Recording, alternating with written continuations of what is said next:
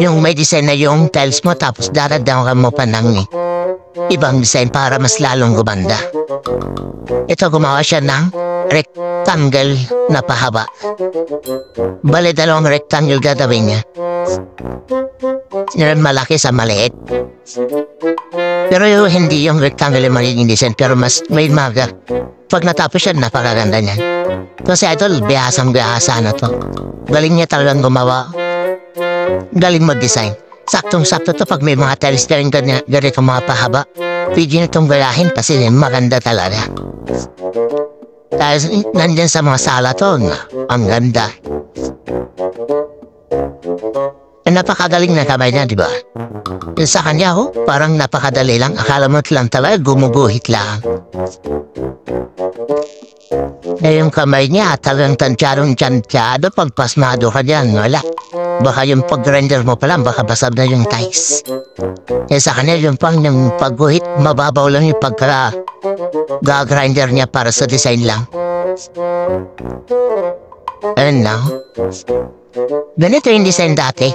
Yung sa may video kong itlog, sa silang itlog. Pero ito naman sa tiles naman yun nilalagay.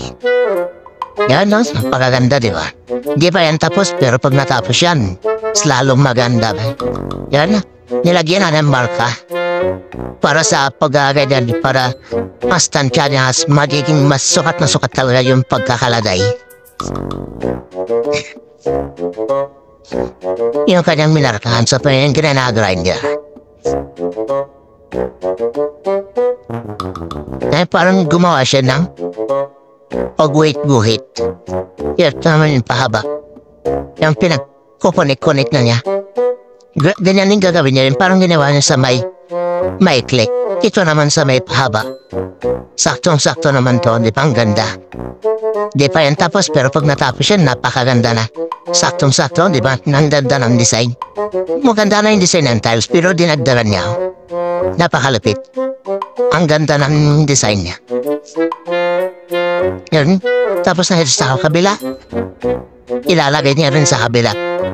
Para pares na pares yung pagka-design. Ang ganda, di ba?